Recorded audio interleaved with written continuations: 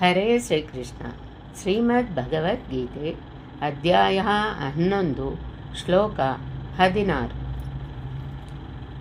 ಅನೇಕ ಬಾಹೂದರವಕ್ತ್ರ ನೇತ್ರಂ ಪಶ್ಯಾಮಿ ತ್ವಾಂ ಸರ್ವತೋನಂತರೂಪಂ ನಾಂತಂ ನ ಮಧ್ಯಂ ನ ಪುನಸ್ತವಾದಿಂ ಪಶ್ಯಾಮಿ ವಿಶ್ವೇಶ್ವರ ವಿಶ್ವರೂಪ.